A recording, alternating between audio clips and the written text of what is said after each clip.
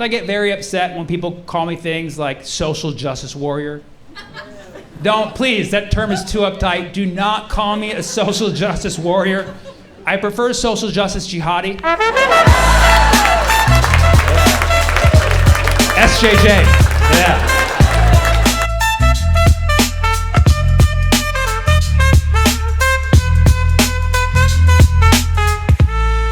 Comedy since I was about 14 years old, and I remember meeting this headliner in a dingy bar in Union City. When you're a 14-year-old in a predominantly 30-year-old workforce, people are easily able to brush you off, like, who is this little white girl? Get her out of here, right?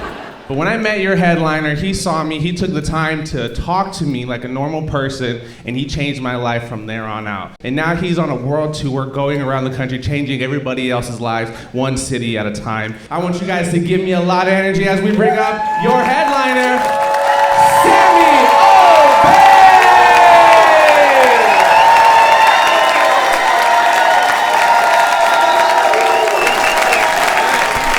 What's good?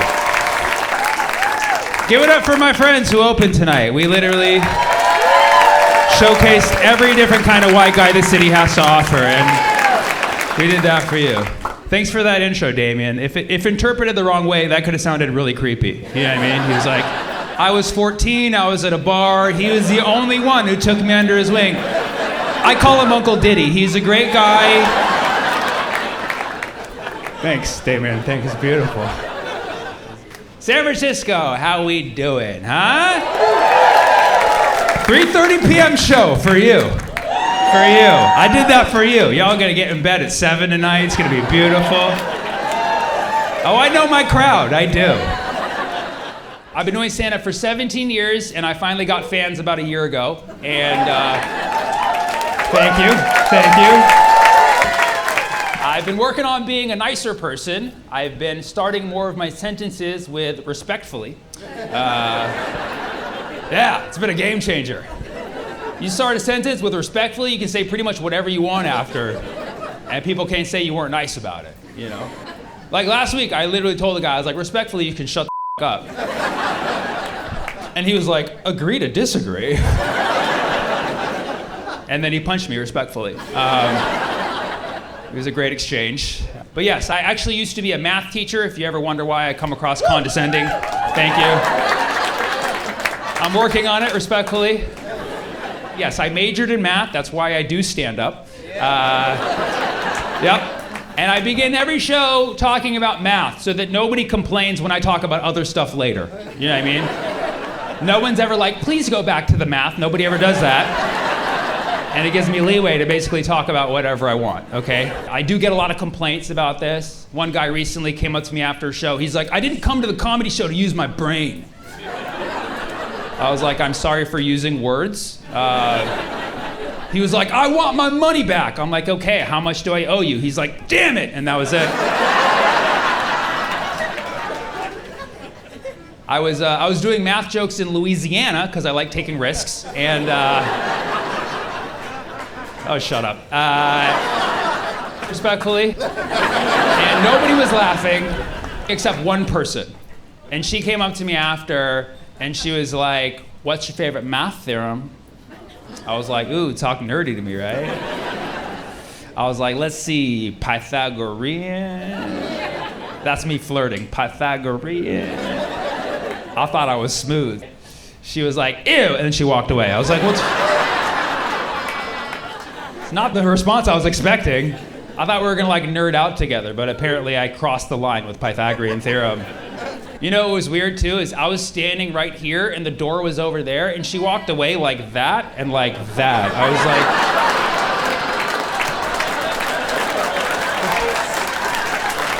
just go like that next time. Some of you finally got it, like right now. That's awesome. Some of you laugh like that, some of you laugh like that, and then like that. That's cool. But you got there eventually, that's the point. I'm glad you guys like that. Louisiana didn't, so. Yeah.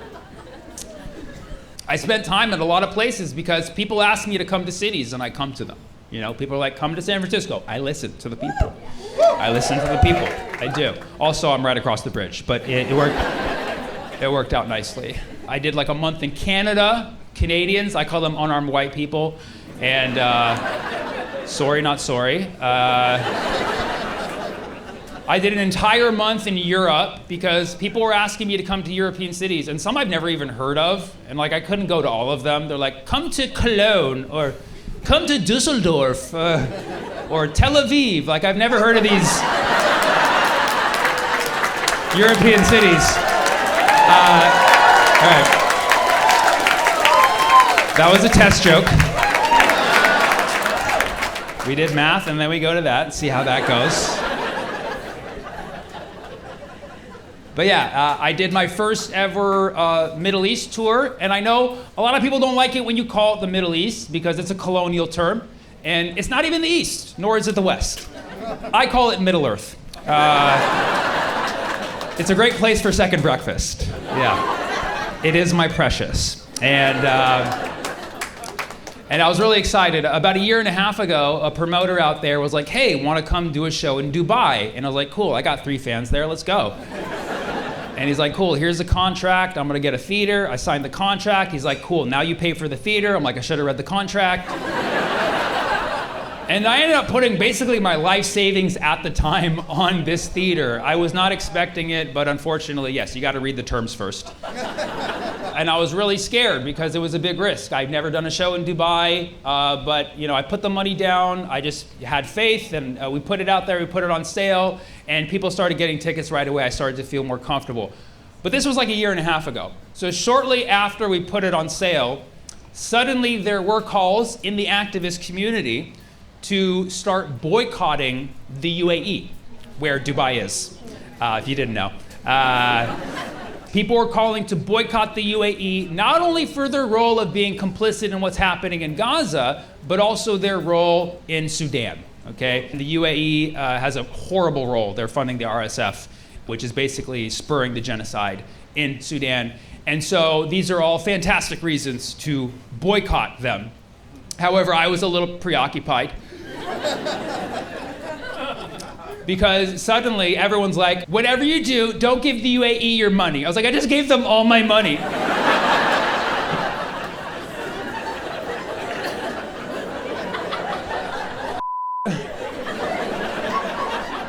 Nobody prepares you for situations like this.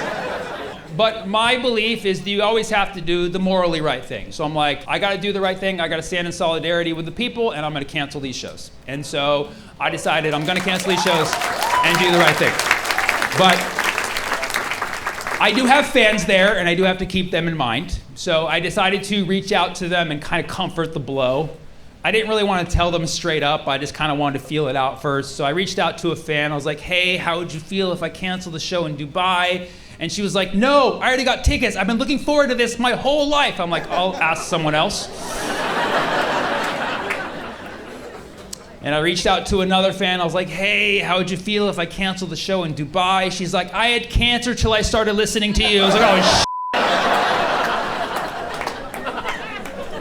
it's the wrong sample here. And then I asked another fan, and they all more or less started to say the same thing. They're like, Sammy, we love you and we follow you because you talk about Palestine, okay? That's what we stand for. We love that you talk about Palestine. And we here in Dubai, most of the people here support a ceasefire and support a free Palestine. We just have a government. And I'm like, I have no idea what that's like.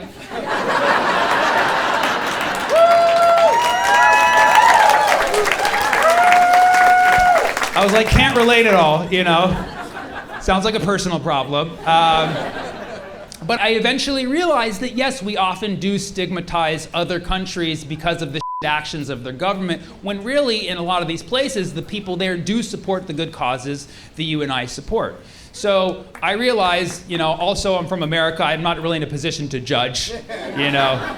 And then I started to look at everybody who's calling me to boycott the show, and I was like, where are you? And they're like, Jersey. I'm like, okay, well, I need to think about like what is the morally right thing to do here. And I realized, you know, I already paid for the show. These are good people. They want me to come perform and talk about free Palestine. So I should just go and I should perform for the people. And I realized this is a mission for the people. And I need to let the world know that. If anybody gives me shit, I'm gonna put my foot down and I'm saying, no, this is not for the government, this is for the people, okay? That was the decision that I made, yeah. And literally the day I put my foot down and made that big boy decision, Macklemore cancels his show in Dubai. And everyone's like, hero! I was like, damn it, Ben! I call him by his government name when I'm pissed. Yeah, he just canceled the show. But like, Macklemore was doing the Coca-Cola Arena, okay? That's like double haram, you know what I mean? But he canceled that show, and everybody's like, that's how you do it. That's a real Palestinian right there. I was like, oh, this is not good. It's not gonna end well. So I was like, you know what? I gotta cancel the show. I gotta do the right thing. I gotta cancel the show. I still gotta reach out to the fans. So I reached out to the fan. I was like, hey, I'm canceling the show. I'm sorry, I'm canceling. She's like, no, I won't let you. I'm like, what the f*** are you gonna do to me? And then I reached out to another fan. I was like, hey, I'm canceling the show. She's like, didn't you already pay them your money? I'm like, don't rub it in, please. She's like, well, you're not giving them any more money. I'm like, I'm not planning on it. She's like, well, then why don't you just come here and don't buy anything? I'm like, yeah, that's kind of hard. It's called Dubai.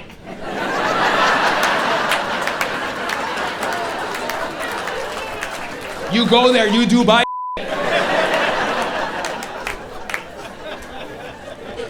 But I realized, you know, I could tough this out. I mean, I did already pay for it. These are good people, so I might as well just go, perform for the people, not buy anything, and donate proceeds to Sudan. So that's what I decided to do. I'm gonna do that, pack my own snacks. I just packed a suitcase full of baby carrots and got on a plane to Dubai. And I was actually surprised. The moment I landed in Dubai, the first thing I saw was a building with a Palestinian flag just waving on the top of it. I was like, that's amazing. They do support the people. That's beautiful. That's beautiful. Then I looked over at another building. I saw another Palestinian flag just waving up top. I was like, that's amazing. They really do support the people. Then I saw another one and another one. It became like an unwanted DJ Khaled song. You know, it was like, another one, another one, another one. I was like, wow, they really support Palestine. Then I just looked a little bit more closely. It's just the UAE flag. They got the same colors. Like, oh, we were so close. But it made me realize, like, the UAE, you got the same colors as the Palestinian flag. Like, show some support for your brothers and sisters over there, you know what I mean? You're part of the watermelon gang, you know? And people were like, you better be careful, they're gonna censor you over there. But then I got to the venue, and the promoter was like, you can talk about whatever you want. I was like, you didn't have to say it all creepy like that. I was like, whatever I want? I was like politics? He's like, oh no, not that. Not that. That's right. I was like, what about dirty jokes? He's like, no, not that. I was like, what about the government's role? He's like, no. I was like, fine, I guess I'll just do math jokes. He's like, they will not like this. So I had nothing. I just asked people how long they've been dating for, and that was haram. It was all bad. It was just... I ended up talking about vegans for like half an hour, and sorry vegans, you took one for the team, I know. I have nothing against vegans. Vegans are good people, okay? They don't kill animals, all right? They can kill a vibe, obviously, but they don't kill animals. And if that makes you upset, don't prove the point, okay? Just roll with it. You took one for the team with me in Dubai. But yeah. It was difficult operating under censorship. That's why I was really relieved when I got to Egypt. And Egypt. Oh, let me tell you about Egypt. That's a spectacle. All right, there. I'll tell you, Egypt is a wild place, dude. I only get scammed like 93 times. And most of it was by the government, actually. And yeah, Egypt is crazy. Like, you'll be on the freeway, everyone's just going 1 mile an hour at the same time. I looked to my left, there was like kids on a skateboard going faster than me. I looked to my right, there was like a cat on a motorcycle. I was like, yep, all right, sure, whatever. And I got to the show, and I thought they were gonna censor me like a little bit, but they didn't say nothing. They said nothing to me. They didn't tell me any restrictions. I got on stage, and 2 minutes into my set, the promoter gets up from the back. He's like, oh, I forgot to tell you, there is one thing you cannot talk about. I was like, wow, great timing, thanks. Maybe before the show next time. Like, I hope it's not my name, because I already said that. We're kind of screwed. He's like, no, you can say whatever you want, just don't mention our leader. I was like, oh, the guy at the top of the pyramid, huh? I don't know what you're talking about, huh? The problem was he said it in front of everybody, and my crowd tends to be kind of the rebellious type, you know, right? So naturally they heard him say, he's like, don't mention our leader, and they were like, do it, do it, do it, do it. Say his name, say his name. And I'm like, wow, you guys want me to die. That's amazing. That's no loyalty to your comedian friend here. Just want to sacrifice me for some content, okay? But I had to do something to impress them because they're my fans, you know, but I didn't want to go to jail. So I was like, you better think of something clever real quick. So I was just like, respectfully, I don't appreciate a lot of the actions of your government, okay? But I am visiting from America. Can't talk a lot of in that department. But I don't want to go to jail, so I do have to follow the rules, okay? But for the record, I'm not doing it because I'm scared, okay? All right? I'm just doing it because I don't want to go to jail tonight. I want y'all to get a show, okay? Y'all remember that. I'm not scared, okay? Yes. For the record, Sammy Obeid ain't no sissy, okay?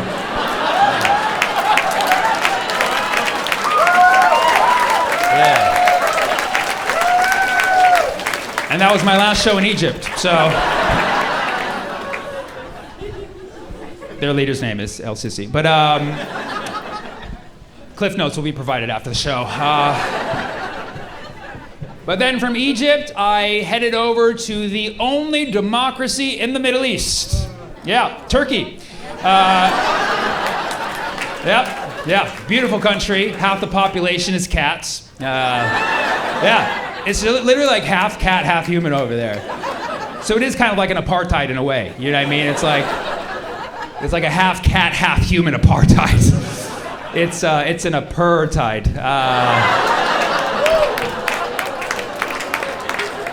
That's one of the most adorable geopolitical jokes you'll ever hear. Apartheid, okay? You can tell that one to your grandma. And then from there, I was supposed to close out the tour in Beirut, Lebanon. The shows got canceled. I'm still not sure why. Apparently, I need to start checking with bombing schedules before I perform. Yeah, I was really upset that the Beirut shows got canceled because half my family's from there. I have a lot of Lebanese pride. Yeah, both my grandfathers, my Jiddos, my dad's dad is from Beirut and my mom's dad is from Beirut. My parents aren't cousins, I checked.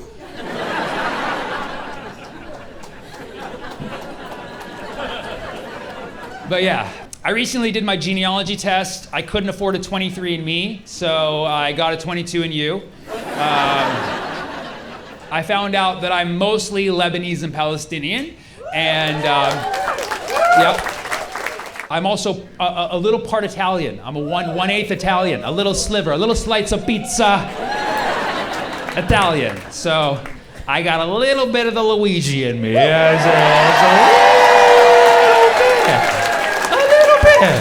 a little bit. Yeah. I was a straight A student. Never really loved CEOs. Might have a 3D printer at home. I won't tell you. Okay. But yes, I'm Lebanese, Palestinian, Italian, AKA the Mediterranean platter. Blood is pure olive oil, okay? I really feel like that background is where I get my sense of humor from. Because even like the little bit Italian, like I have like 1/8 hand gestures in my set. It's just very, you see it every now and then. I sprinkle it, just very nice. And then the Palestinians have the dark sense of humor.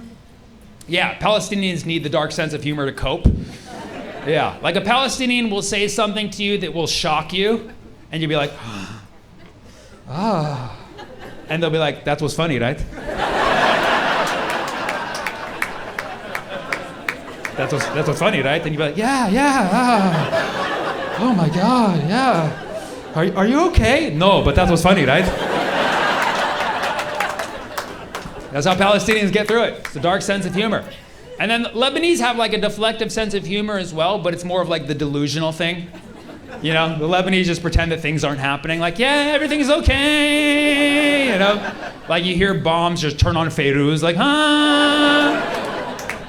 But that's what I love about the Lebanese. Like, the Lebanese are fun people, man. The Lebanese are fun people, okay? They love to have a good time. Lebanon itself just has like a party energy to it. Okay, here's how you know Lebanon has like a party energy. Jesus' first miracle, turning water into wine, happened in southern Lebanon. Yeah. If you don't know, now you know, okay? That's where it happened, southern Lebanon. That was miracle number 1, okay? Before that, JC was just a regular guy. And then one day, he's just walking in the desert with 2 jugs of water. All of his followers like, hey, Jesus, what's up with that water? He's like, relax, bro, just chill. I got a plan, don't you worry. Just keeps walking in the desert, finally gets to the Lebanese border, just steps right over, boom, it turns into wine, just popping bottles all of a sudden. A DJ comes up from the sand dune like, yalla, yalla, yalla, yalla, yalla, yalla, yalla, yalla, yalla. Dudes just pulling off their sandals and dancing, dub key. A guy pulls out a candle, makes a strobe light, like, just full on party, dude. Like, was it even a miracle or was it just Lebanon? Yeah, it's just a vibe, you know? It's a vibe. And you know there was like one dude in the back, like, Jesus, good party, but next time, more fish. More fish next time, please. Yeah. My dad grew up in Beirut. I asked him what he did for fun as a kid. He was a little too honest with me. He was like, we would smoke hashish and chase each other in the parking lot.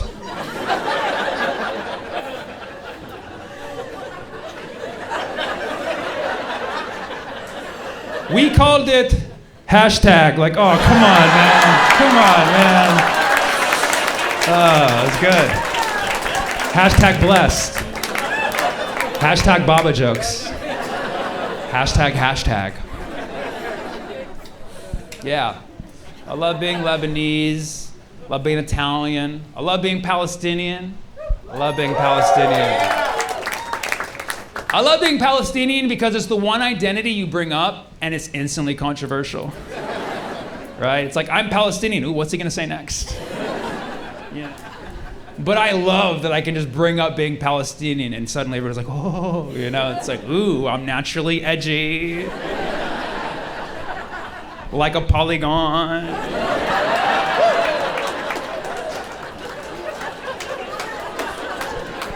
But I'm a polygon. What's good? What's good? What's good? Polygon, get it? It's a shape. Yeah. Polygon. It's a new shape. How many sides would a polygon have? 2, the river and the sea. Yeah.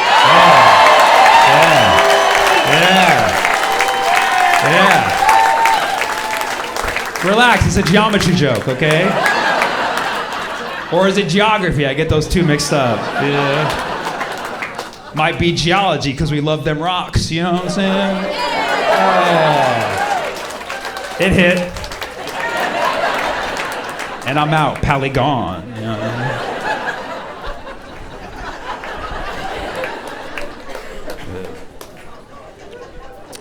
Good.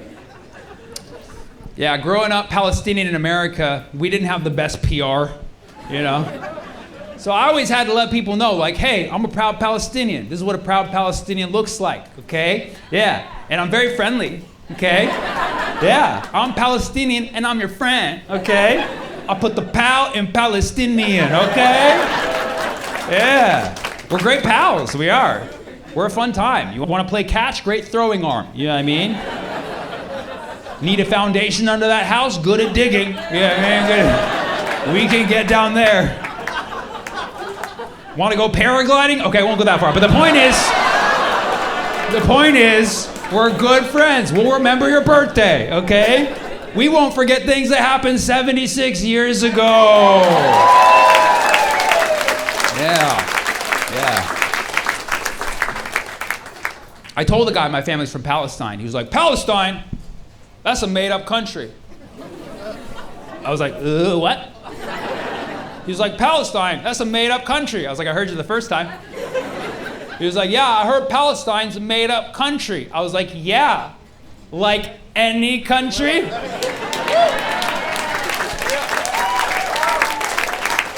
What country is not made the up? That's how you get countries. You make them up. Yeah. It's actually a lot of fun. Step 1, you make up a name. Step 2, you pick a jingle and a dance. Step 3, you pick out colors for your flag. And if you can't wave that flag in certain places, you find a fruit that resembles the colors, you post it on social media. Sometimes you fake it till you make it. I asked this guy, I was like, what's your name, man? He was like, Clarence. I'm like, that's a made-up name. You might want to check in with your parents, bro. I think they don't made that up on you. I've been explaining this to Americans for many years. Palestine is a very real place. Palestine, formerly a British colony. Huh. Reminds me of a country I know. America? Who would have thought? Same stepdad? Step pop, still at it, dude. Yeah. I lived in Hollywood for 15 years, and I was trying to pitch a TV show that would educate Americans. Oxymoron.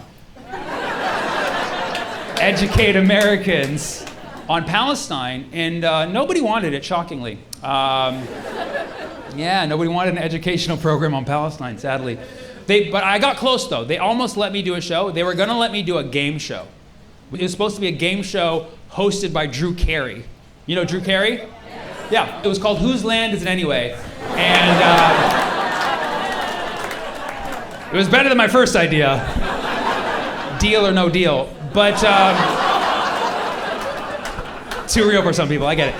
But I really did want to do a show like that because I realized that Americans, they always see the situation from like a land ownership perspective. Whenever you talk to an American who knows nothing about Palestine, they're like, well, who owns the land? Have you checked the deeds yet? Like, is that easy? Like, just check the deeds. Like, who owns the land? It's probably me. Like, that's the attitude that Americans bring to the situation. I remember one time my Jewish friend and my Arab friend were getting into a debate. It was getting very heated, and my white friend thought he could, like, save the day. Yeah. He was like, all right, guys, let's settle this. I'm like, don't use that word.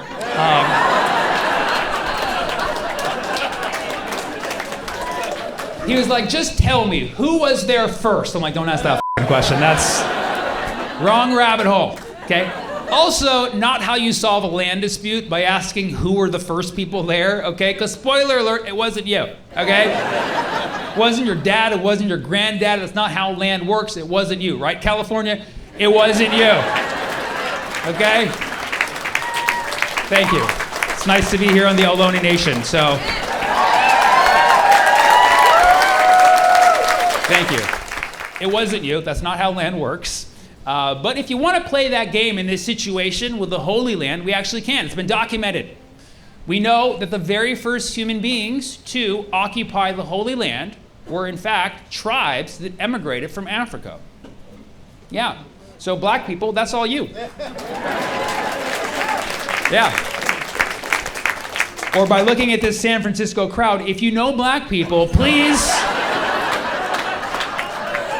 let them know it is time to reclaim their land. Yeah. Yeah, I think it would be a good move. It would stir up things in the right way, you know? It would be like a new birthright program, you know what I mean? Yeah. Don't get me wrong, I love my Middle Earth brothers and sisters, but I would love to see a strong black woman just go on down there and just be like, Shlomo, Muhammad, Yeah, I mean, it's like, shut it down, you know? Haven't tried that yet, that's all I'm saying. But yeah. That's what I realized. Get some water real quick.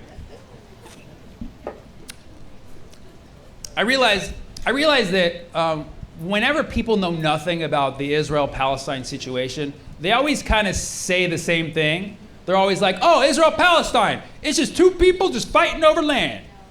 That's all it is. It's just two people fighting over land. That's all it is, just two people.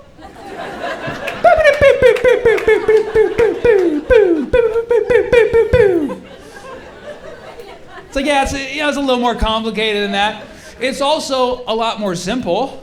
Really, the situation in Palestine is really just a human test for morality. That's all it is. It's a human test for morality, okay? A test that we keep failing, but a test nonetheless, okay? Because if you look at what happened in Palestine, you look at 1948, before and after, the Israel-Palestine situation, whatever you want to call it exactly, it is the literal embodiment of the classic saying, two wrongs don't make a right. Exactly what it is. And here we are, 76 years in, on the 7 millionth wrong. And it's like, how many more wrongs until we get this right? When do humans learn? You can't fix a wrong with another wrong. If you wrong a wrong, you get a wrong. And if you wrong that wrong, it's a wrong wrong. And if you wrong that wrong, it's triple wrong. You keep doing that, it goes on for a wrong time.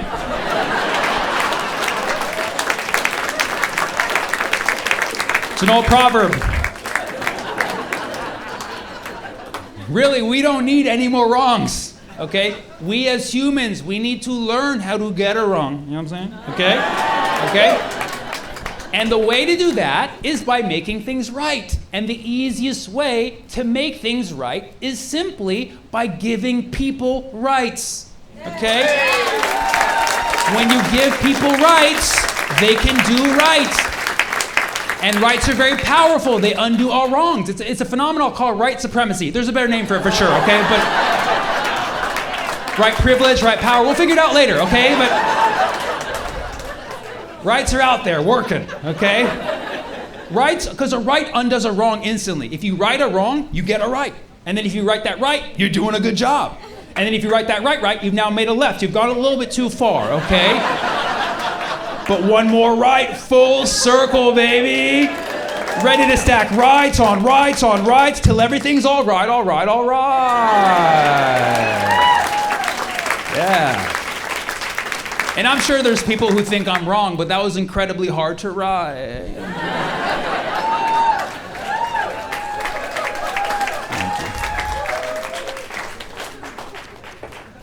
Yeah, my TV show never got picked up. I tried. I never made it. So I decided that I was just going to continue talking about Palestine in my stand-up. And I've been doing that for about 15 years now, which explains why most of you heard about me about a month ago. It's been a slow burn. But a lot of people have been following me over the years, and I really do appreciate that. And a lot of people have been following me for the wrong reasons as well, just to kind of like hate on me, but it's more engagement, so it works out. I literally get asked all the time, because I have not stopped talking about it, so people are like, why do you keep talking about Palestine, Sammy? Why do you keep talking about Palestine? I'm like, well, it's not resolved yet. That might be part of the problem, you know? Also because most comedians don't. You know what I mean? Like, most comedians, like, they don't even touch the subject. And we're living in a time now where, like, comedians are out there, like, wanting to be edgelords. Like, I say whatever I want. I say whatever the fuck I want. Like, what about Palestine? Well, it's a little tricky. So I'm like, fine, more for me, okay? More for me. I'll take the jokes. You're just gonna leave them there on the table? I'm gonna take them. I can't not take these jokes. Really, I treat comedy about Palestine like an illegal settler does land in the West Bank. Like, if I don't take this, someone else will. Yeah. That's a direct quote. His name is Jacob. Some of you might know him. People are like, wow, you're actually pretty good at this. Well, I do it for an occupation, so.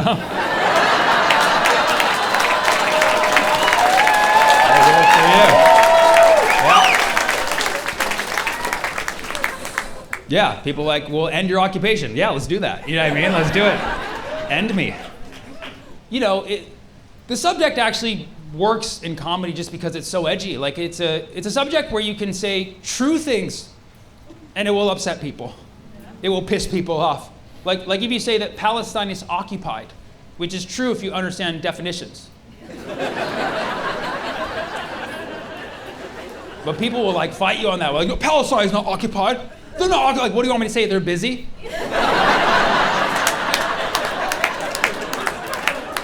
It's the busy West Bank. It's peak business hours in East Jerusalem right now. It's a subject where people flip on their morals, both on the left and on the right. That's the beautiful symmetry to it. You know what I mean? Yeah, like on the left you have progressive accept Palestine. It's like, yes, human rights, everybody, we care about human life, but Palestine thing's a little tricky, It's a little tricky, And then on the right, you have freedom of speech, First Amendment, say what I want, but River to the Sea is a little offensive, don't you think? I find it a little bit offensive. It's hypocrisy on both sides, and that's why it unites our Congress. You know what I mean? It's the one bipartisan issue for the wrong reasons. Yeah. That's why Congress is able to move dumb legislation on it.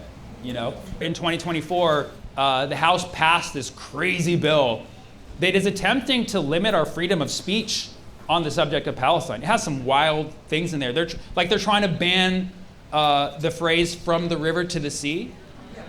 Yeah. If you're not entirely aware, "from the river to the sea, Palestine will be free" is simply, end of sentence, right? "From the river to the sea, Palestine will be free" is a call for liberation of occupied people. And people that are largely under occupation because of our tax dollars. So it actually is very relevant to us, and they're trying to block us from mobilizing to call for the end of the oppression of people who we're actually responsible for oppressing. So it's actually very demonic that they're trying to block it. And they already banned the phrase in Germany. Yeah, when I went to Germany, I had to be like, from the one body of water to the other body of water. It was very confusing. People didn't know what water I was talking about. But they banned it in Germany, and they're trying to ban it here in the United States. Here's a rule of thumb. If Germany does something, maybe don't do it. Yeah, kind of a hot take, okay? Except maybe the Autobahn. Let's look into that one, but you're just gonna ban "from the river to the sea"? What a vague, ambiguous term that has a lot of contexts. You're just gonna ban "from the river to the sea." What if you're giving directions to someone on a boat? You know what I mean? You see a boat stranded out on a lake. You're like, hey, you wanna go from the river to the, whoa! Well, I was just gonna say "from the river to the sea, his boat will be free." That's all I was gonna say. No, you were gonna say that once his boat gets out of the ocean, he's gonna sink all the other boats. This is not Battleship. What are you talking about? I just want the liberation of that particular boat. That's why I said "from the river to the sea, his boat will be free." And I didn't say L5. You know what I'm saying? Listen to my language here, okay? You know who else does "from the river to the sea" in nature? A baby salmon. Yeah. Every baby salmon is hatched upstream and has to swim down the river to the ocean to fulfill its life as a salmon. "From the river to the sea" is a tale of a liberation of a baby salmon. That you eventually eat, but a salmon nonetheless. You want to ban that? Monsters. It's crazy. No, you know what? Banning that's anti-Semitism. That's what that is.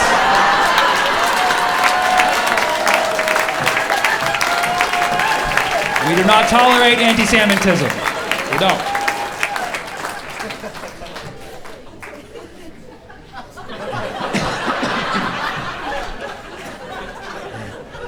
But I've already decided. If they ban "from the river to the sea," I'm just gonna start saying "from sea to shining sea." Yeah. Can't ban that, that's un-American. And I'm sure there was a time where that was a very offensive phrase too. Yeah, from sea to shining sea. And it's actually technically true in this situation, because the Jordan River, which is the river in the phrase "from the river to the sea," it actually feeds into the Dead Sea right below it. So between the Dead Sea and the Mediterranean, you have Palestine. right between, right? So in order for those people to be free from occupation or not busy anymore, in order for those people to be free and have the same rights that you and I have, allegedly, okay? Necessarily, Palestine would have to be free from sea to shining sea, okay? So you can use that in your activism. You can say from sea to shining sea. Or you can say from sea to Dead Sea, but that's a little more threatening. I wouldn't do that one. Somebody already corrected me. They're like, Sammy, technically the Dead Sea is a salted lake. I'm like, thanks for coming to my show. And you're right, the Dead Sea is a salted lake, okay? It is a salted lake, so we can say from the lake to the sea, okay? From the window to the wall. What do you want, okay? I actually like from the lake to the sea, but I prefer from sea to lake. I like how that sounds. I like from sea to lake, because in Spanish, sea to lake is actually Mar-a-Lago. So, they're not banning that one either. Yeah.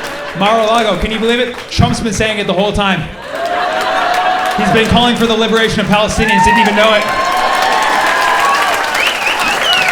From Mar-a-Lago, the Palestinians will be free. Except Joe Biden, he's a bad Palestinian. That joke has 34 felonies. Enjoy it while it lasts. Good, you guys are doing good. Good. How we doing? Good? You guys are doing excellent. The subject is filled with people flipping on their morals, and it's a topic flooded with double standards, right? I spent a lot of time thinking about the Israel-Palestine, Russia-Ukraine matrix. Anybody else do this in their free time? Just me and 5 people. I think about it a lot because the situations, they are different, but they're similar enough to where you could apply this rare thing I call consistent logic. Very rare concept in today's society. Because in both situations, we are definitively talking about occupied people who are essentially fighting off a bigger entity from doing a massive land grab. Right? So you would think the slightest bit of consistent logic could apply, but it's very rare. And I commend people who do it. Like if your position is Ukraine must stand up and resist occupation, and Palestinians must stand up and resist occupation. That is consistent, you know? Or if your position is like, hey, I just don't like war. Can we end these wars? Can we stop sending weapons? Stop doing it on taxpayer dollars? Let's end these wars. I understand that position. It is consistent. Or even if, and I don't agree with this one, if your position is like, yeah, oppressor, get the weak. Like, okay, that's weird, but you know, good for you. At least you're consistent, okay? You never hear that last one though. You never hear like, yeah, occupiers, occupy, occupiers, occupy. You know, you never hear like Russia and Israel doing their thing out there. You never hear that. No, what do you most often hear in the Western world, especially amongst our politicians? You hear Ukraine, stand up, resist occupation, but Palestinians, let it go. What are you doing? What are you doing? And that's like most of our Congress. That's like most of our Congress, which is crazy. Well, it's crazy until you get how lobbying works. And you're like, oh, you dirty dogs. You're getting paid to say that stuff. Isn't that crazy? Once you actually learn the truth, you realize that our Congress doesn't speak favorably of Israel because they actually like them. It's because they're getting paid to do it. Isn't that crazy? I don't know if you know this. APAC poured about $100 million in 2024 into our $100 million. Think about all the alternative non-Starbucks coffees you could have bought with that. You know? But really, the saddest and scariest part is not how much money they're pouring into our Congress. It's how little some of our Congress people are actually getting paid by them. Dude, yeah. Dude, some of our Congress people are only getting like $50 checks from APAC. It's so sad. Bro, is it that bad? Like, check in on your senators, you know what I mean? Like Venmo them something. Maybe they'll stop supporting war crimes for $50, dude. You know, they say like, oh, text your congressperson. No, like Venmo them something now. Like send them 60 or something, you know what I mean? Like, do your role in politics because, yeah, it's really sad. But in APAC's defense, which is a phrase that nobody should ever say, APAC is simply playing within the bounds of the corrupt American lobbying game, you know? Can you imagine if Russia did the exact same thing? Can you imagine if there was a Putin pack? A Putin pack. Imagine if there was an APAC and a PPAC out there. You have an APAC and a PPAC out there working our whole Congress. Each congressperson has an APAC buddy on one hand, a PPAC buddy on the other, just walking them down to the bathroom stall or what. I don't know what they do in Congress exactly, but check in with your PPAC buddy, you know. If there was a PPAC, our senators would talk way different. They'd be like, Russia has the right to defend itself. If you support Ukraine, you're an anti-Rushite. You know what I mean? They'd probably have Putin come out and speak for Congress quarterly.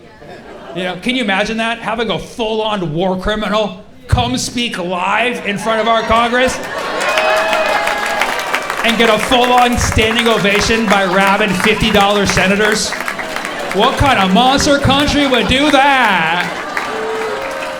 Spoiler alert, it was us a few months ago with the Netanyahu. But that's just what it is. And, you know, sadly, when you do look into both of these situations, Israel, Palestine, Russia, Ukraine, you do see a lot more parallels. I tell people, if you ever have like 3 hours to kill, okay, I highly recommend you watch Vladimir Putin's interview with Tucker Carlson, okay? That is fire, dude, okay? It's all in Russian, you'll learn nothing, okay? But you see a lot of things. You see to what great lengths Vlad goes to try to convince the world why he has the rights to their land. You're like, oh, this sounds familiar, you know? And then he spends 2 hours of the interview giving his version of Russia-Ukraine's history. Pretty sure he made it all up. I'm not exactly sure. I can say for sure he gets very creative. Putin writes like a full-on screenplay right there. He's like, okay, external scene. Siberia. 3,000 years ago. Bear fight wolf. Bear win. Russia begin. Bear drink vodka. It was a good day. End scene. Scene 2. Siberia, 2,000 years ago. Bird suddenly fly out of sky and take fish from bear hand. Bear say, who are you, bird? Who are you, bird? Bird say, I crane. He say, Ukraine, and this is how it all started.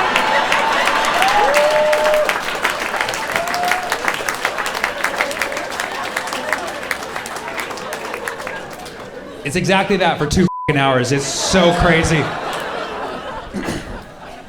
Now, admittedly, I don't know as much about Russia-Ukraine as I do about Israel-Palestine. I will admit this, okay? But I do know enough to know that this recent war with Russia-Ukraine, it could have either been prevented diplomatically or at least stopped a long time ago before now by our country, the United States of America. Okay? I know this. We have the power to end such wars with a phone call. Yes, somebody might have had to dial it for Biden, okay, but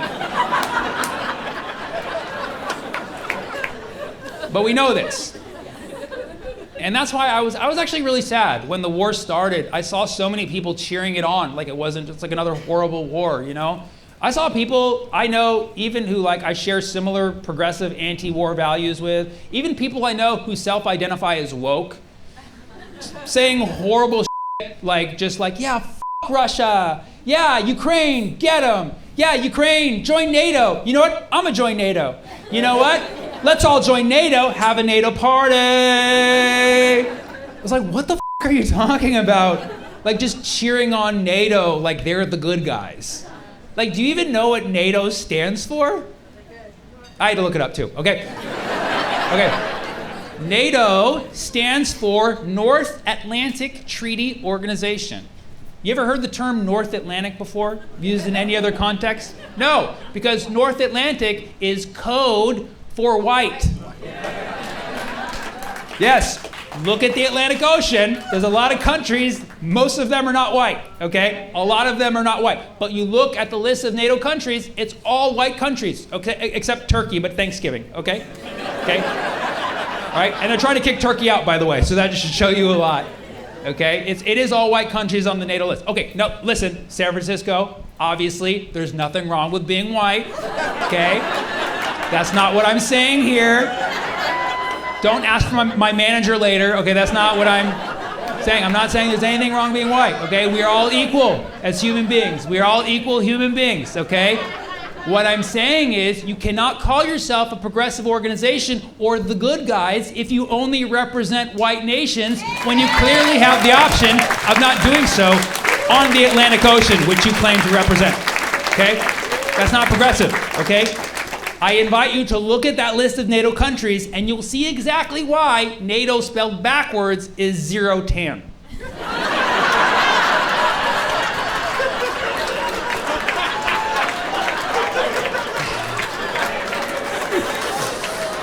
Respectfully.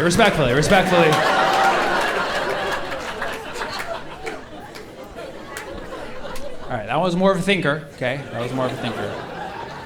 Okay. Good job. Okay. But all I'm saying here is this is what we do in the Western world. We create these coalitions like NATO so that we always look like we got buddies and we're the good guys. So if anybody challenges us, we can paint them as a villain pretty quickly. Or worse, what do? We call them a terrorist, right? Call people terrorists. That's our thing in the Western world.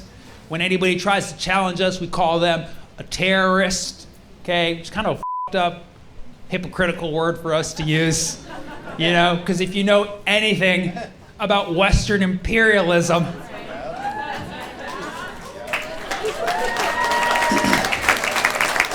you kind of know that is like the real terrorism on a much broader scale, okay? And I actually wanted to be 100% sure, so I looked up the definition of the word terrorism. I was like, it's time, I'm gonna look it up. I wanna find out what it is they've been saying I do this whole time, you know? And I looked up the definition of terrorism. It'll blow your mind. The definition of terrorism is using violence to achieve a political goal. Oh, America's never done that. I laughed out loud when I saw that definition.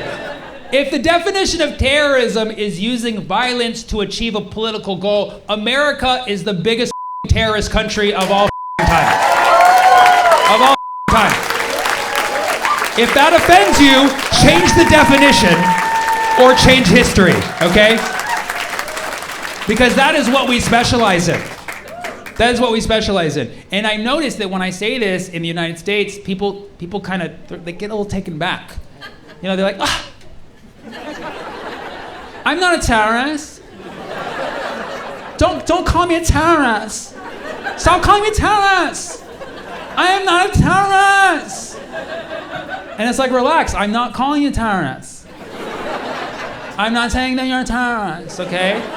I'm simply saying that you're a terrorist sympathizer, okay? That's all I'm saying. You're a terror simp, as the kids would say. You're out there simping for the tea. Yeah. Listen, it doesn't have to conflict you internally. You can be aware that if you live in the United States, you're part of a global terror regime. You can be aware of that. It doesn't mean you can't love your country and not want to make it better. In fact, I argue that you cannot make your country better unless you actually know about the dirty shit we do overseas. I argue that you don't actually love your country if you can't call us a terrorist, okay? Because you gotta know who you love. You gotta love who you know. And this doesn't have to like change your internal value structure. Like if you still want to use the word terrorist, you can, but you got to use it consistently, right? Like if you want to call a one-person suicide bomber, or as I call them, a one-man band, if you want to call them a terrorist, that's fine, okay? But then you also have to call the drones dropping bombs on entire nations terrorism as well. Because it's all terrifying to the people who receive it. I mean, at least give the small guy credit for acting locally. I thought we support small businesses. You gotta admit, they're more creative, that's for sure. That's why it's called terrorists. It's terror artists. It's a ist.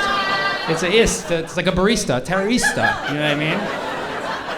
How do you want your terrorism, grande, right? Like, it's a f***ed up word to use when we use the word terrorist. It's very hypocritical for us to use in the West if you know anything about our history.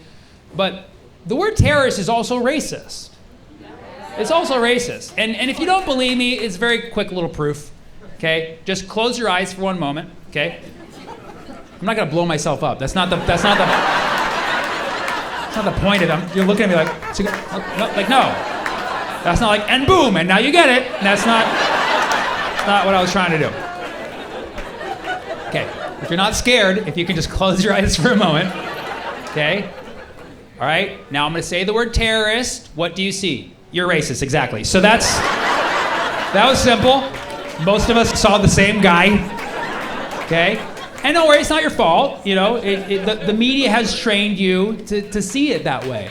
And so I invite you from now on, when you hear the word terrorist, I want you to look at who they're talking about. Whether it's in the media or casually in conversation, look at who people are talking about. It's almost always going to be the same type of person. It's going to be brown skin, Middle Eastern, Muslim person, or Luigi for some reason. It's going to be, they threw Luigi in there. They're just like, whatever, they all use olive oil or whatever. So. And yes, occasionally people do call Trump supporters terrorists, but they call them domestic terrorists. You know what I mean? Like they're the domesticated ones. And we're like the wild ones out here, you know? We're like the feral terrorists, you know? It's like, we're the terrorists, you know? It's messed up. It's messed up. But it's definitively a racist word. Case in point, in this country we have mass shootings. That's like our national sport right now, okay? We're killing it. No, we are now at the point where we have shooters of all races, so we do believe in DEI shooting, okay?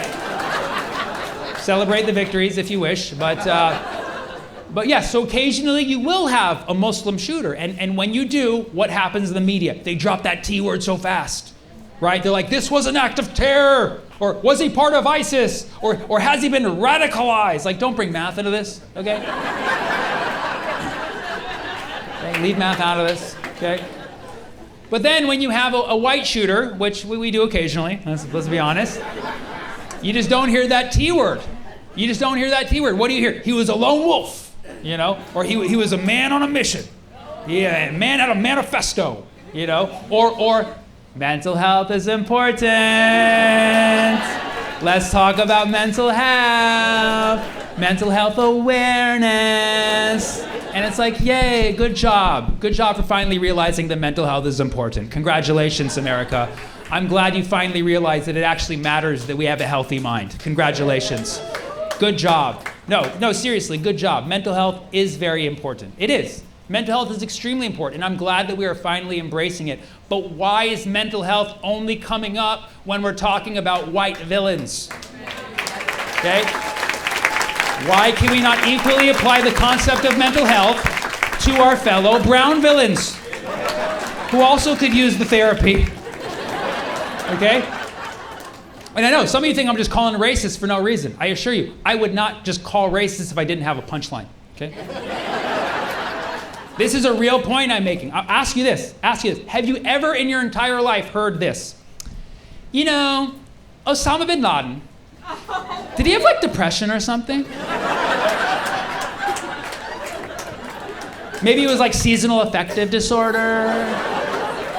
That's why he was so sad. He wasn't getting enough sun. You know what? September is now Mental Health Awareness Month. Let's do that. Let's never forget. September is now Mental Health Awareness Month. Yeah, somebody should have checked in on Saddam more often, you know? Maybe if Saddam had more friends, it would have like lifted his mood a little bit, you know? Like, call your friends today before they become the next Saddam, you know? No, you don't hear anything remotely close to that, okay? Meanwhile, there's like 3,000 documentaries like, was Hitler okay? Like, shut the up, dude. Shut the up. Stop making documentaries about Hitler's mind, okay? At least make a few about Osama, you know?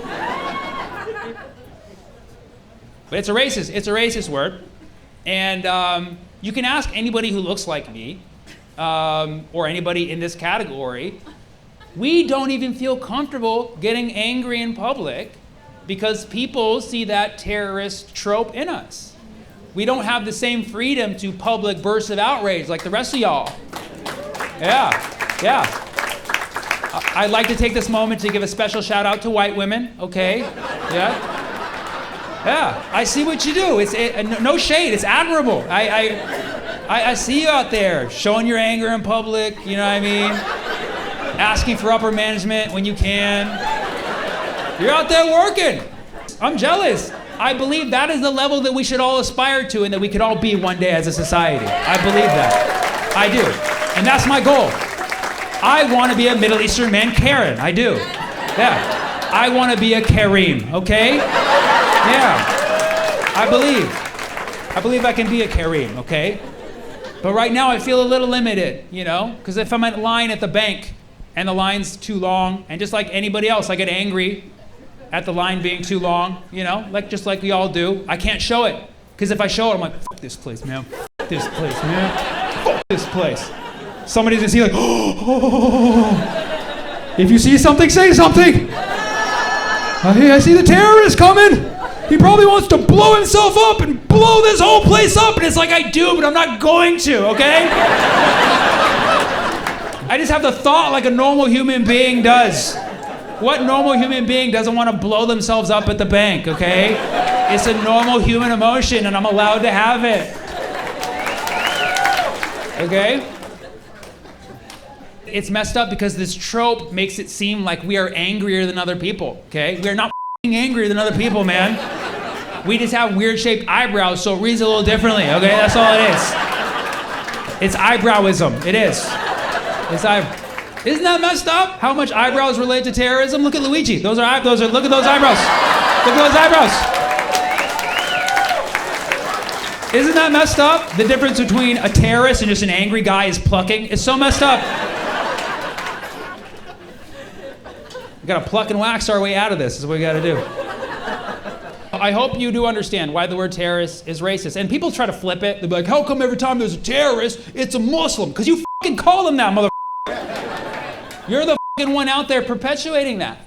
So really, we have two options at this point to make the word unracist. We can either call everyone a terrorist equally, anybody who does a violent act, and you're a terrorist, and you're a terrorist, and you're a terrorist, and you're a terrorist, and you're a terrorist, you know? And if that doesn't work, jihad. But I'm kidding.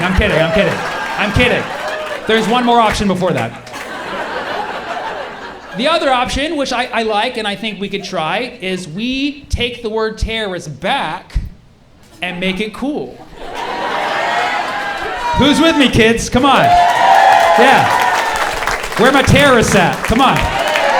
Where my terrorists at? Yeah. Good. I love that's the sound. That's the call of the wild right there. Yeah. I can sense there's people skeptical. They're like, this is not gonna work. Listen, let's take notes, okay? Let's take notes. Black people did it with the N-word. They made it work, okay? Yeah. Oh, uncomfortable white crowd. I see. Oh, yeah. It's true. They made it work. They took the word back. They made it work. We might have to cut off the hard T at the end, okay? Take notes, right? Like, what's up, my terrorists? You know, does that make it? My terrorist, please. You know what I mean? Like, we can make rap songs like Terrorists in Paris. You know what I mean? It's like, oh, that one's too real. I'm sorry. That was too real. Okay. Right? Or if you don't like that, we can make it more like a record scratch, like terror. Or, you know, Gen Z will come through. Like, I got killer charisma. It's terroriz. You know what I mean? Yeah. Yeah. So we got options. And if those don't work, jihad. But we got options. But yes, so the word terrorist is hypocritical, it's racist, but that's not even my biggest problem with the word terrorist. My biggest problem with the word terrorist is that it is too often used by the Western world to excuse the killing of civilians. I want you to become aware of this. Look at the war on terror. What was that in effect, right? And it's not over. It's still going on right now. You know, Israel does this on a daily basis.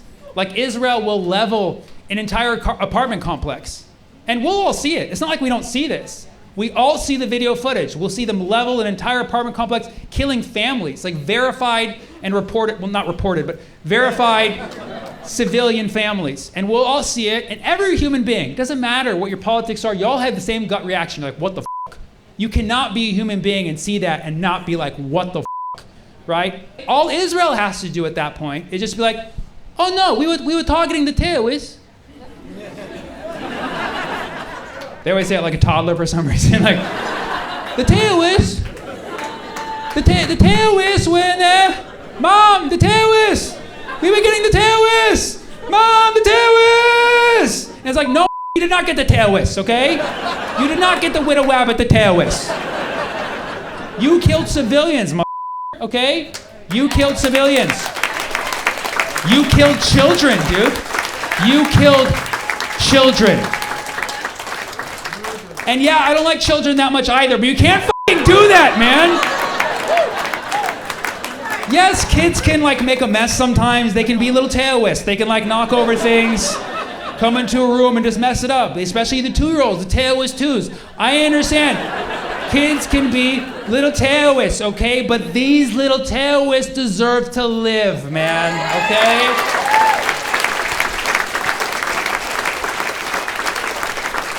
And I know people get uptight when I talk about this stuff. Like, oh, you're just going to make jokes about terrorism? You're just going to make jokes about bombs and people dying? Like, yeah, the f*** I am, dude. The f*** I am. You think I'm just going to see this shit and not talk about it? It is not normal. We cannot just continue to let this shit happen. It is not normal. We have to talk about it. And you know what? I'm going to make jokes about it. I'm gonna make jokes specifically. You wanna know why I'm gonna make jokes? Because jokes are the #1 form of nonviolent resistance. Did you know that? Jokes are the #1 form of nonviolent resistance. And you know who said that? I did right now, I said it right now. Jokes are the #1 form of nonviolent resistance. They're right up there with water balloons, you know?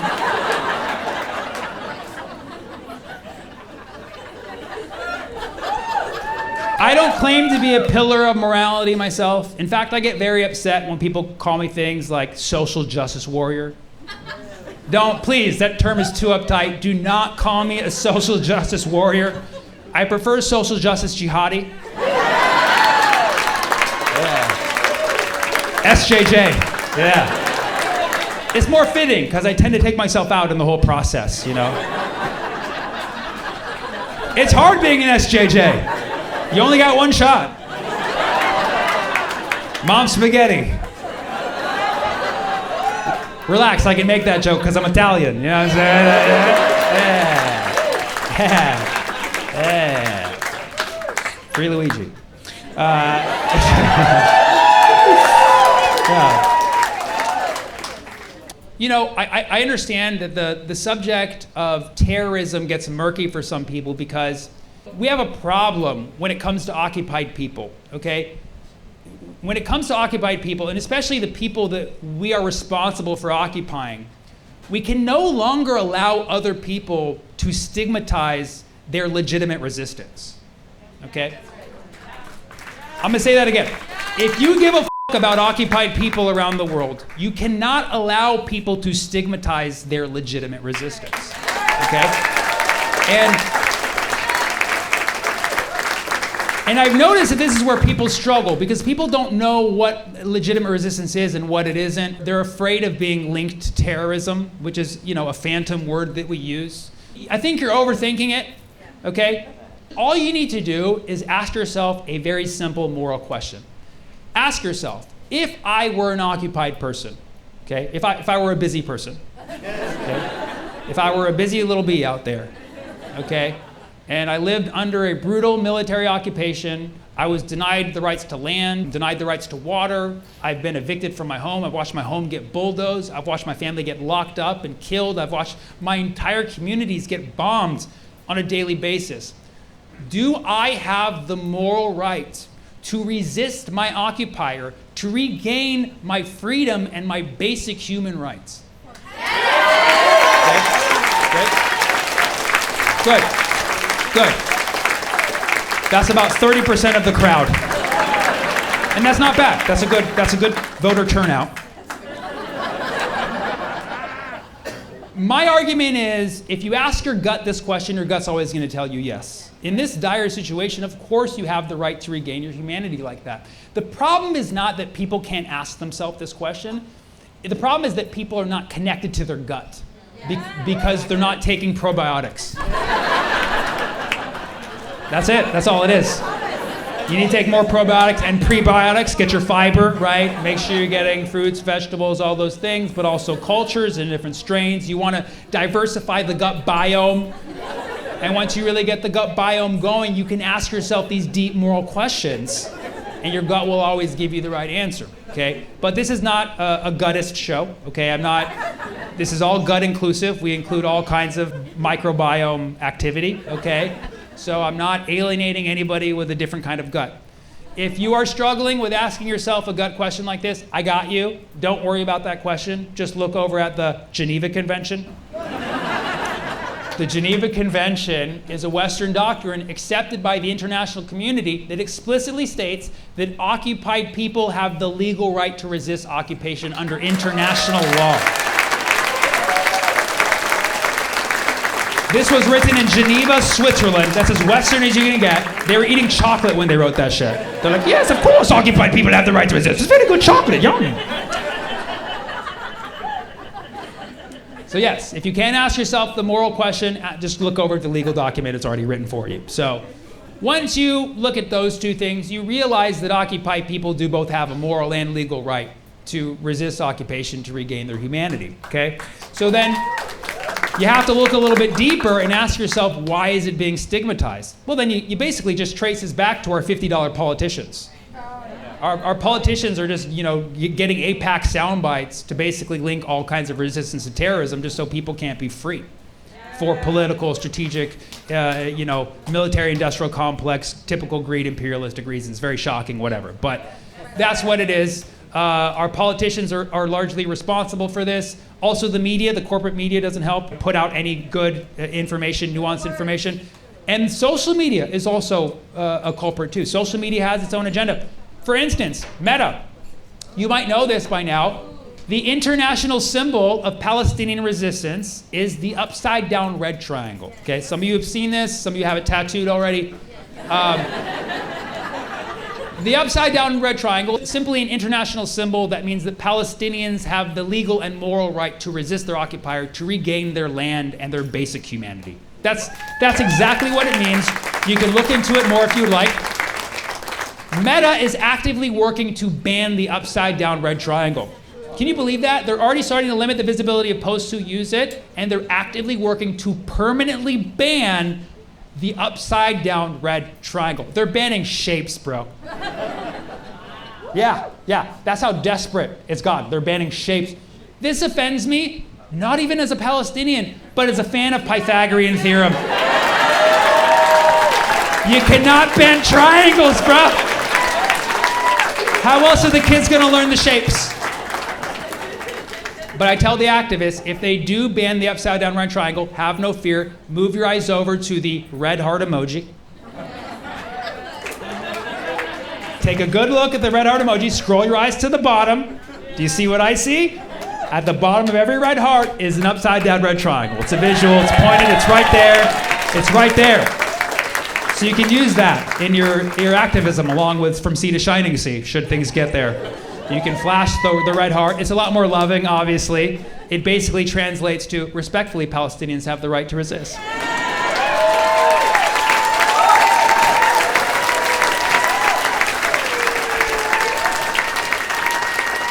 That's why whenever people ask me, like, do you support Palestinian resistance? I'm like, from the bottom of my heart.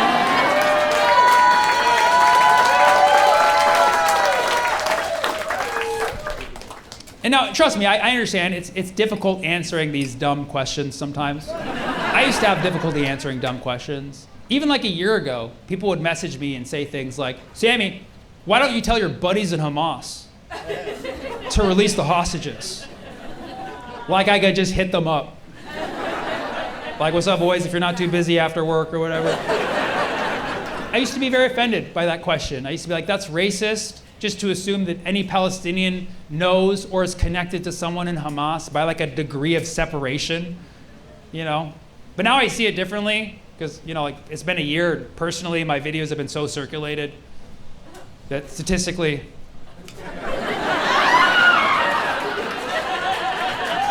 probably do have a few fans on Hamas, you know what I mean? Like, probably got a few, you know, maybe not like on the front lines, but like back office Hamas, you know what I mean? Like, tech support side Hamas, like IT division Hamas, you know, like the guys that edit the videos, they know me, you know? This one guy messaged me, he's like, Sammy, does your tour fund Hamas? I was like, first of all, how did you know? Secondly, no, I'm not involved in the transferring of money to Hamas. That's more of Netanyahu's thing, actually, so I leave it to the pros. But the biggest critique I get is, Sammy, how come every time you talk about Israel-Palestine, you're so one-sided? You only seem to take the Palestinian side. Why is that? I'm like, I don't know, maybe because I'm Palestinian. Or because I'm a human who gives a f***. I don't know, like, it's a human issue. Like, yes, I proudly shout free Palestine. Who wouldn't if you believed in basic human rights? You know what I mean? Like, it's so basic. It's some basic bitch, as they would say. But I'm not up here calling for reckless violence or an endless war. I'm calling for a solution, and a real solution, and right now. Not another weapon shipment, right now. That's what any sane, balanced person wants, is a solution right now. So yes, I shout free Palestine, and my jokes are pro-Palestine. But keep in mind, I'm an American, which means I don't know what the f*** I'm talking about. And I'm an American who pays taxes, and those taxes go directly to Israel, so I'm kind of playing the field here, when you think about it. I'm sending my money to Israel, and I'm writing jokes for Palestine. What a great deal I'm giving them. I assure you, if my tax money was going to Palestine, I would do free Israel jokes. I'm very balanced like that. But alas, not how the Kanafi crumbles, okay? And some people have the audacity to come to my live shows and be like, you criticize Israel too much. It's like, bro, you paid for a ticket. And you paid taxes on that ticket. This is a fundraiser for the IDF. I can say whatever the f*** I want.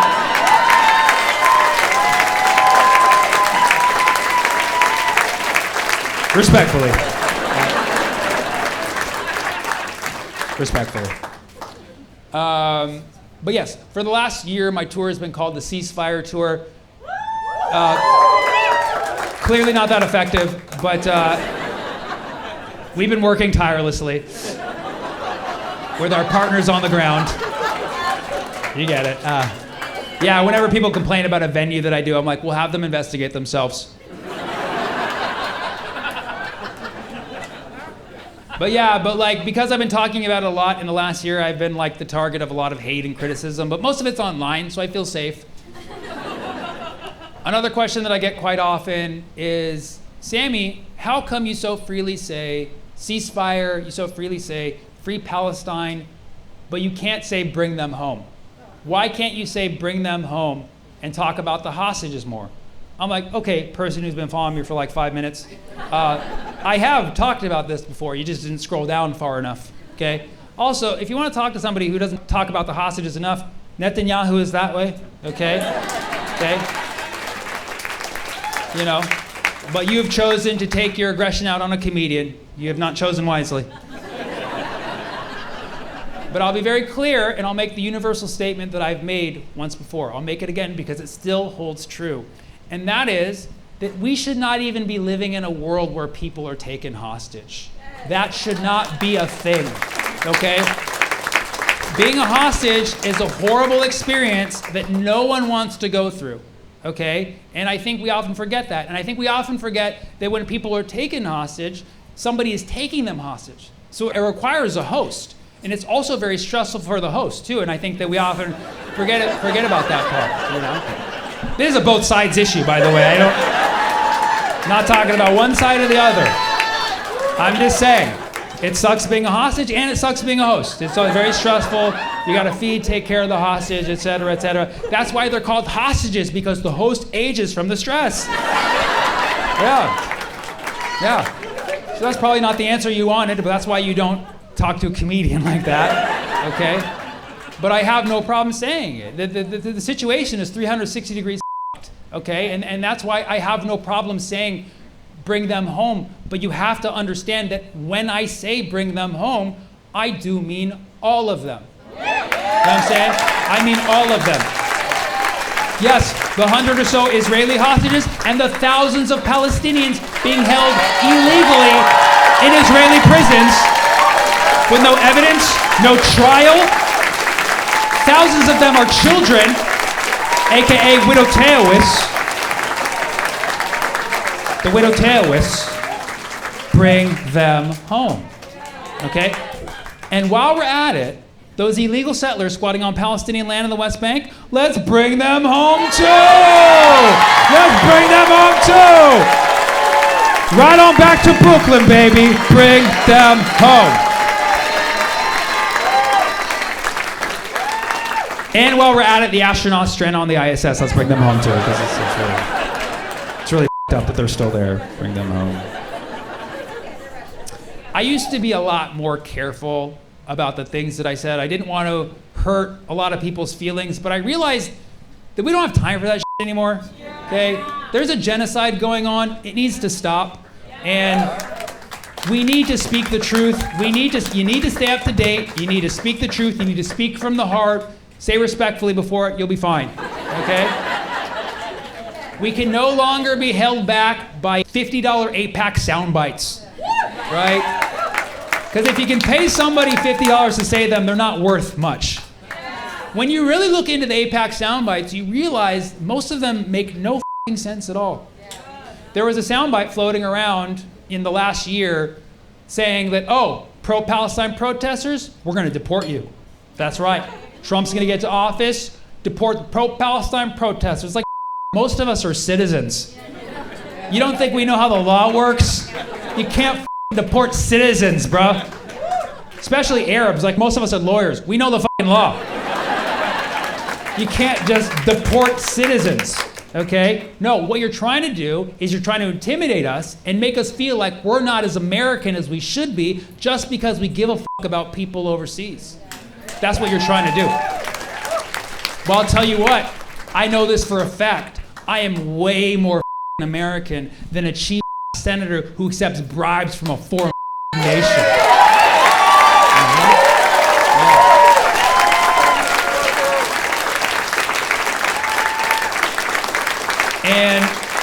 And while we're on that note, I'd like to give a shout out to my sponsors, Russia, China, North Korea. Thank you so much.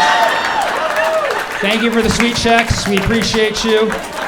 Iran, we see you. Iran. We appreciate the donation of the drone shipment. We appreciate the drones. We appreciate the drone shipment. It's stationed over Jersey right now. We're about to put it into action. We appreciate you. No, really the sound bites, they make no sense. Calling the college encampments, calling the pro-Palestine protests anti-Semitic. Get the f*** out of here. Get the f*** out of here. We're not taking that shit anymore. No. Do a little bit of light Googling, and you will see that Palestinians are Semitic. You didn't think we'd figure that shit out eventually? If you're gonna use words against us, make sure we don't have access to internet, okay? We can't look it up. It's a very quick Google search. Palestinians are Semitic. If you are pro-Palestine, you are pro-Semitic. End of discussion. End of fucking discussion. If you need to explain to people, it's very simple. Semitic means Semitic people. Semitic people are people who speak Semitic languages. The three main Semitic languages are Hebrew, Arabic, and Aramaic. So unless you know Jesus Christ directly, you've been to one of his parties in southern Lebanon, okay? Unless you know Jesus, the Semitics that you know are the Arabs and Jews in your life, okay? Yes, yes. Check in on your Semitic friends. We're not doing too good right now. Give us a call before we become the next Saddam out there, okay? All right? Call your Semitic friends, okay? But the term Semitic is a racist term. It was coined in Germany, so you can already see where the problem started, okay? The term Semitic was coined by a German linguist so he could differentiate people of Middle Eastern origin with people of Aryan origin. It was a racist word from the start. And the term was popularized by Nazis. The term Semitic and the term anti-Semitic was popularized by Nazis. The only reason the term anti-Semitic still exists is because Nazis self-identified as anti-Semitic to make their hate sound more professional. And so it's because of Nazis that we still have that term. I'll tell you what, I will not have Nazi memorabilia wielded against me, especially when it makes no f***ing sense. Okay? Do you know how many years I just let the mind happen of calling a Semitic person anti-Semitic? Do you know what that f***ing did to me? It's like, you're gonna call a Semitic person anti-Semitic. It's like, what do I just equal to 0? Is it like matter plus antimatter? It's like calling a tomato anti-fruit. It's like, I'm fruit too, okay? Just because they put me in the salads doesn't mean I'm not down with the watermelons. You know what I'm saying? Okay? So no, I reject that term. If you want to talk about individual cases of hate and condemn hate equally, let's fucking do that. But that's not what's happening here. You have these sound bites that are designed to confuse people, and you look at them, they don't make any sense. Another refined sound bite they pass around is anti-Zionism is anti-Semitism. Okay? This one is mathematically invalid. It's a very quick proof. Okay? And keep in mind, I'm one of the most respectful people you'll ever meet, respectfully. Okay? I don't even call myself anti-Zionist because most people don't even know what the fuck that means. Most people have no f***ing clue. Most people in this world have no f***ing clue what Zionism means. I guarantee there's people in this room have no f***ing clue what Zionism means. Even Zionists don't know what Zionism means. Really, ask most people who identify as Zionists. They say, why are you a Zionist? What does it mean? Most of them will say, well, it just means I believe the Jews should have a homeland and should be safe. Well, that sounds awesome. Nobody's arguing with that in theory, but that's not what it is in practice. Ask Palestinians on the ground who receive Zionism. To them, Zionism means getting evicted from your home, watching your home get bulldozed, watching your family get locked up or killed, watching your whole entire community get bombed on a daily basis. So clearly they're going to see Zionism as something different than you. And then meanwhile, you got Jamaicans out there like Zion, Zion. So nobody knows what the f*** Zionism means. It's a meaningless term. Okay? But if we're going to go by the first definition, that it just means the Jews should have a homeland, then I'm the biggest Zionist out there. I'm Zionist number 1. Don't record this. I am Zionist number 1. I am the CEO of Zionism. If it's just about a Jewish homeland, okay? Because Florida is a beautiful state. And I will fight. I will fight to make it yours. It's a beautiful place. Yes, there's hurricanes. We'll build an Iron Dome. We'll figure something out. We'll figure something out. Okay? I'm all about Jewish safety, okay? But the moment you say things like anti-Zionism is anti-Semitism, you're saying undefined word is equal to word that people don't know the meaning of, okay? You can't just do that. What you're trying to do is you're trying to say that if anybody questions Zionism, if anybody questions Israel, it makes them anti-Jewish. Here's the problem with that logic. It's that most of Zionists in this world, and I mean like 90% of Zionists in this world, are not even Jewish.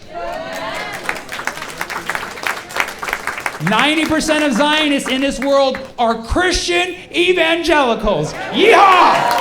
Yeehaw! Hallelujah! Yeah. Yes, and it doesn't matter what your race, your religion, your background is. If you know about the evangelicals, you got to admit, those crazy, okay? They are some of the craziest on this planet. If you don't know about the evangelicals, let me tell you about these little angels, okay? The evangelicals, bless their heart, okay? They are Zionists. They are pro-Israel. Why? Is it for Jewish safety? No. Is it for human rights? No. No. The evangelicals specifically want Israel to be locked into place in the Holy Land and be big and strong as ever, specifically to fulfill a biblical prophecy in the scripture so that Jesus can come back sooner, bring Judgment Day, and do what? Rain eternal fire on all of us. What the What the actual what the evangelical is that? Who put these people in charge of anything? I would not let them drive my Uber. You understand me? But yet they have so much power in our government. They have a lot of power in our society. They have this massive, insane plan. Because it doesn't matter if you're Muslim, Jewish, or regular Christian. They think you're going to die on Judgment Day. They think you're all going to burn and they're going to be spared for some reason. I don't know what the fuck they're smoking, okay? But it's weird. They think everyone else is going to die, and that includes Israelis. This is the craziest part to me. Israelis are not even spared in this equation. I tell Israelis, I'm like, hey, you know about this, right? They're like, yeah, it's a little weird. We tune it out. What the f***? How do you know about this too? I'm offended for you. That is so sick and twisted to want Israelis to be in the Holy Land, specifically to be the sacrificial lamb in the greatest end times Ponzi scheme of all time. You know what that is?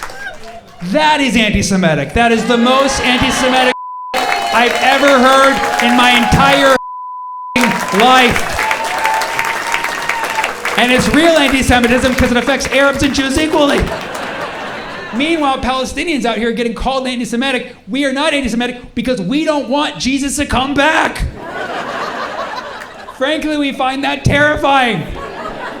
We don't want Jesus to come back. And if he came back, he just loses home. He's Palestinian. We don't want this happening to another person. We don't want Jesus to come back, okay? We are pro-Semitic. If anything, we want Moses to come back. That's right. We want Moses to come back because Moses got the Israelites to move.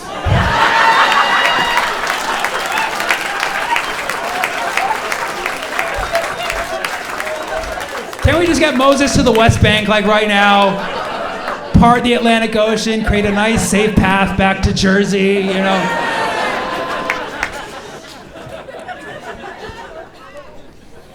But people are like, Sammy, you talk all this shit, man. You talk all this shit, but what is the solution? What is the actual solution? How do we solve this and get a real solution? I'm like, you're talking to me like I'm some kind of math major.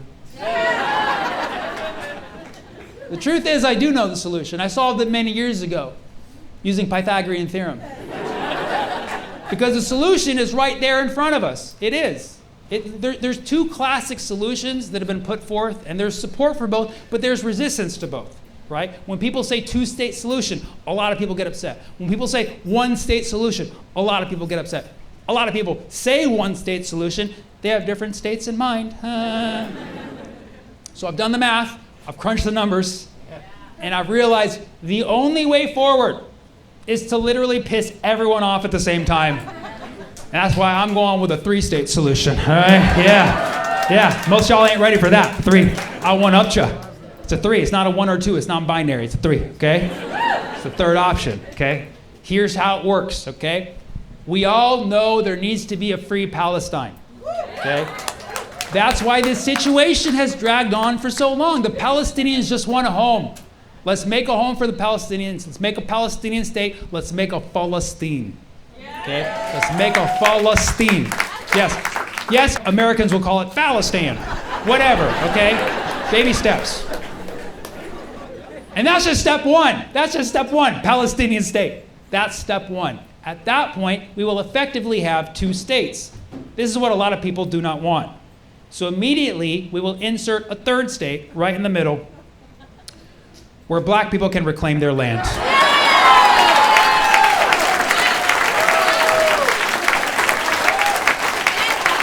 We'll call it Wakanda. We'll call it Wakanda, okay? Temporary name if needed. Wakanda, okay? Wakanda. All right? And Wakanda will be the dream state, okay? It'll be a fully black-owned business and country, okay?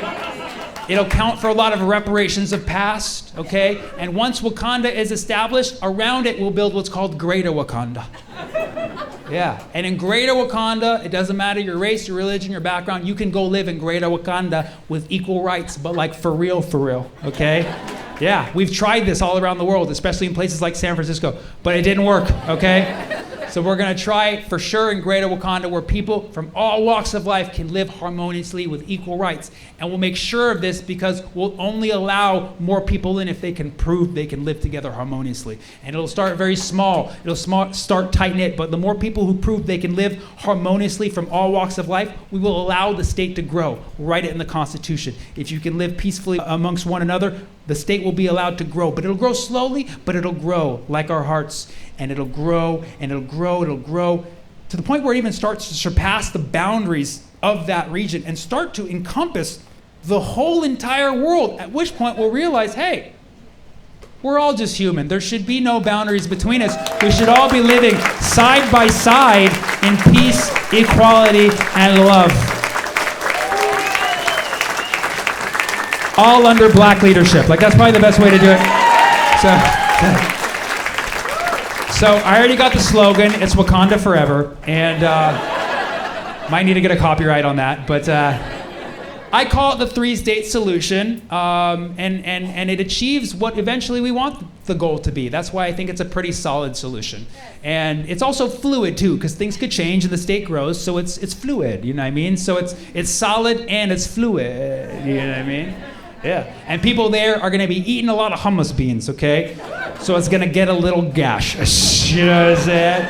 Yeah, it's solid, it's fluid, it's gaseous. It's a three-state solution.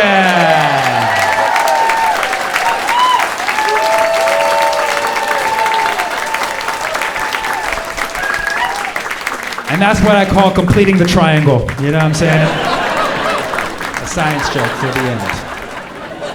I appreciate you being here with me tonight. I hit 17 years in comedy this year, and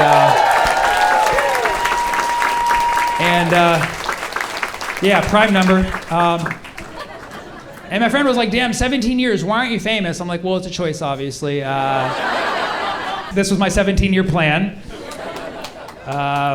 to be doing a TED Talk.